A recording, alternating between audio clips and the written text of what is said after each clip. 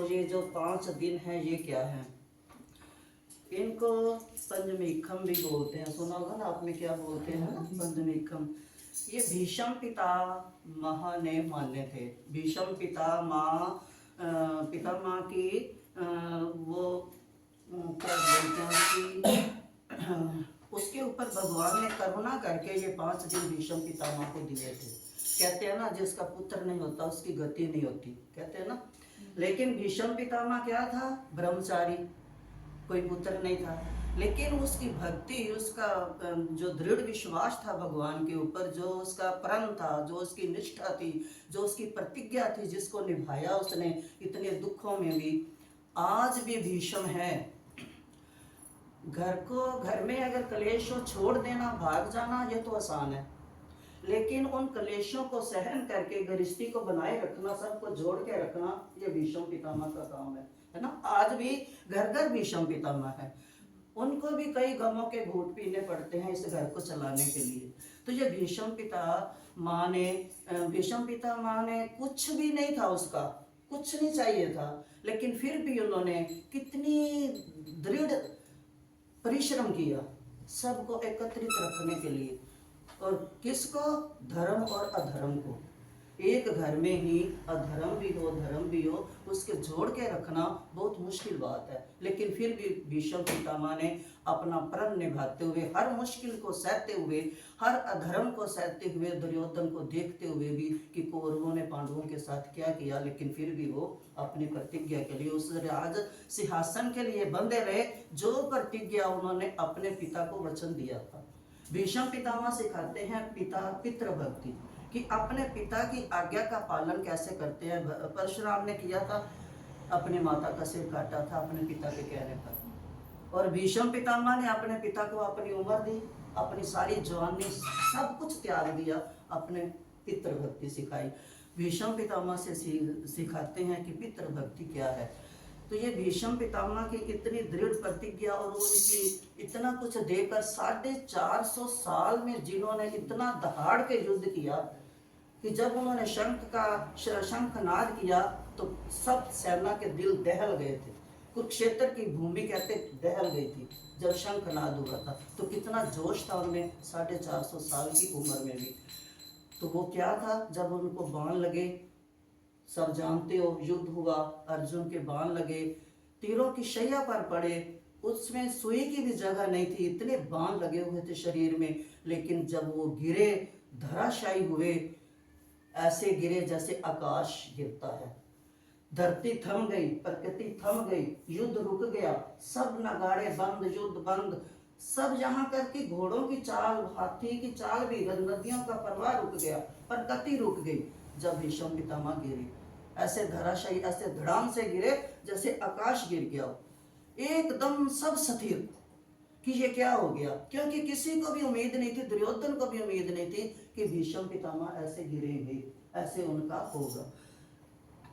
अब जब वो गिरे, 8वां वसु आकाश ही है, 8वां वसु था, ये श्राप था इनको, बड़ी लंबी कथा ये तो जब वो गंगा मैया ने बहाए 8वें को रोका तो ये आकाश ही था, आकाश रूपी जो वसु थे, जो भीष्म थे, जब गिरे ऐसे आकाश की तरह।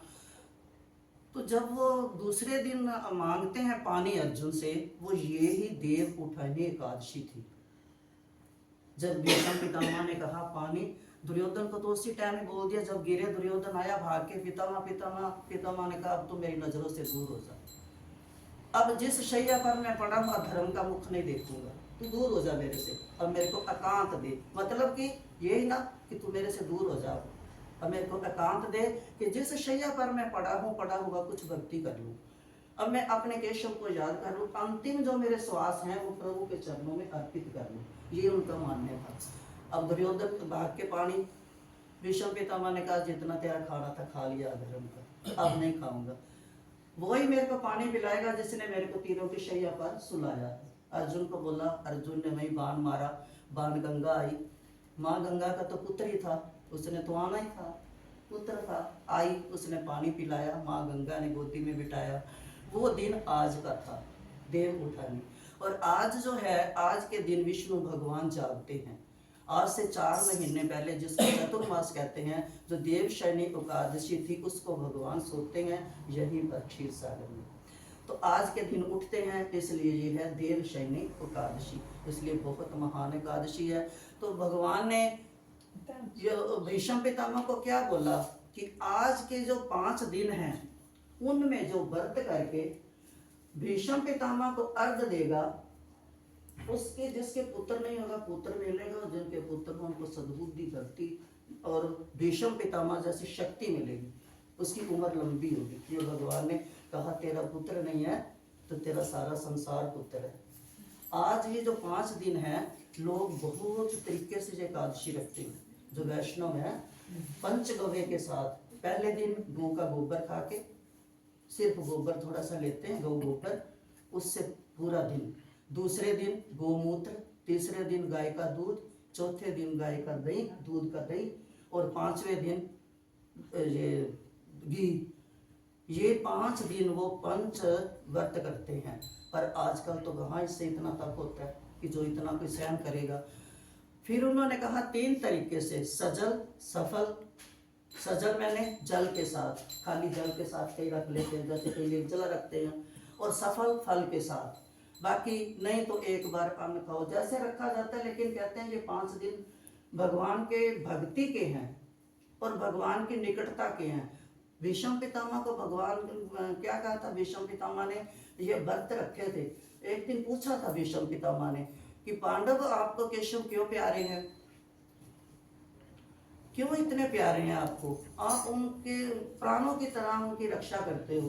तो बोलते पांडव कौन है, ये मैं बताता हूँ। ये ही 5 दिन मथुरा का पहले जो राजा था सोबरी, उसकी रानी थी कंदम्बरी। वो नृत्य गायन में बहुत थी। पहले के राजा जो थे नाच गायन में बहुत प्रसन्न रहते थे।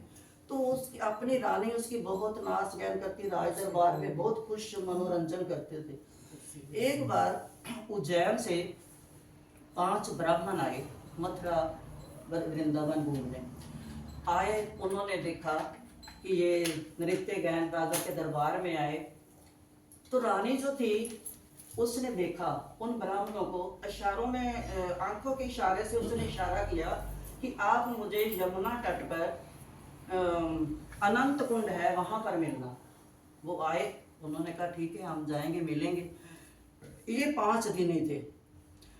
तो पहले दिन जब उन्होंने किया, व्रत किया, वो आए तपस्या करने थे। तप का स्थान है वृंदावन, तो तप करने के लिए तप करने आए थे। उन्होंने पहले दिन वो ही देखा कि वो जो पंचगव्य के साथ व्रत कर रहे हैं, पंचगव्य के साथ उन्होंने, पहले का नाम कवि था, वो पहले दिन आया, उसने पूरा व्रत किया, गौ के गोबर से ही उसने थोड़ा पारण किया, और रात को जागरण कीर्तन हो गया।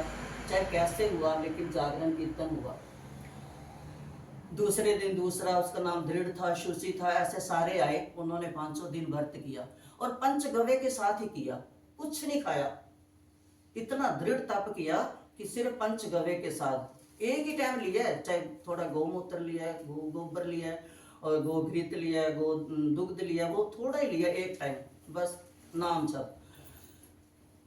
तो उनको देखा वहां एक वृंदावन का जो पूजा कर रहा था, उसने देखा ये क्या कर रहे हैं। तो जब उसने पूछा तो उन्होंने बोला कि ये व्रत है 5 दिन। तो बोलते वो जो फिर उसने, जब राजा को पता चला कि मेरी रानी तो ब्राह्मणों के साथ पूजा पाठ कर रही है और बहुत वो रात को जागरण कर रही है, तो उसने अपने राज्य से निकाल दिया। अब रानी बोलती मैं कहाँ जाऊंगी, वो पानी में कूद के उसने जान दे दी। कहते वो ही जो थी रानी, वो ही द्रौपदी बनी, अगले जन्म में वही द्रौपदी बनी। और जो 5 ब्राह्मण थे जिन्होंने बड़ा तप किया सिर्फ पंचगव्य के साथ 5 दिन रात, वो 5 ब्राह्मण पांडव बने। कहती ये वो हैं। तो भीष्म पितामह ने कहा फिर मैं भी रखूंगा। भीष्म पितामह भी 5 दिन व्रत रखते थे ये पंचगव्य के साथ। इसलिए जब उनको तीर शैया लगे तो वो क्या किया, कहा उन्होंने केशव को, कृष्ण ने हाथ करबद्ध जोड़कर कहा तातश्री आपको दर्द हो रहा होगा। बोलते केशव मेरे को ये बाण तेरे ऐसे लग रहे हैं, वो तेरे ये 5 दिन का जो व्रत है ना, उसके प्रभाव से जो तीर है मेरे को फूल लग रहे हैं। मेरे को कोई दर्द नहीं हो रहा, कोई मेरे को ये नहीं लग रहा कि मेरे को तीर लगे हैं। ये मेरे को फूल लग रहे हैं। तो ये 5 दिन जो 5 ये इसको भीष्म इसलिए कहते हैं कि ये 5 दिन भगवान ने भीष्म को दिए थे, उसका उद्धार किया था। कैसे? सामने खड़े होकर उनके सामने प्राण निकाले, और उन्होंने वरदान तो लिया हुआ था, जब मैं इच्छा करूं तब मेरी मृत्यु हो। तो कहते हैं इन व्रतों से आयु लंबी होती है, सब ठीक होता है, और पुत्र की प्राप्ति होती है, धन की प्राप्ति होती है। ये 5 दिन जो है चतुर्मास जो करते हैं वैष्णव, अगर चतुर्मास नहीं हुआ या चतुर्मास में कोई त्रुटि हुई है, या कार्तिक मास का जो व्रत करते हैं वो पूरा नहीं हुआ, उसमें कोई त्रुटि हुई है, तो ये 5 दिन जो व्रत हैं, ये 4 मास का फल, 1 मास का फल पूरा इसमें मिल जाता है ये 5 दिन में। अगर एक कोई एकादशी रखता है तो कहते हैं कि हम आप 4 कैसे रखेंगे, कई होते हैं ना एक हमेशा रखते हैं, तो जो बाकी के 4 हैं वो कहते हैं अगर एक आज रखी है, अगली अगर आपने 4 रखनी है तो कल सिर्फ 1 चावल का दाना लेकर खाकर निकल लो, तो समझो आपका पारण हो गया, अगला व्रत शुरू। अगर कोई 5 रखता है तो 1 का पारण ऐसे कर सकता है। तो ये 5 दिन जो है 5 एकादशियां हैं। फिर 5वें दिन पूर्णमासी को संध्या के समय तुलसी को सजाकर, इस दिन तुलसी का विवाह, तुलसी के आगे 31 दीपक, कहते हैं एक आकाश दीपक भीष्म के नाम का भी जलता है, जो आकाश खुले में जलाओ, आकाश के ऊपर मुंह वो उसको जाता है, तो कहते हैं इससे यम नहीं आते। फिर इस दिन शाम को तुलसी का विवाह करके फिर शाम को, ये तुलसी का विवाह कैसे हुआ? अब ये कौन है? वृंदा,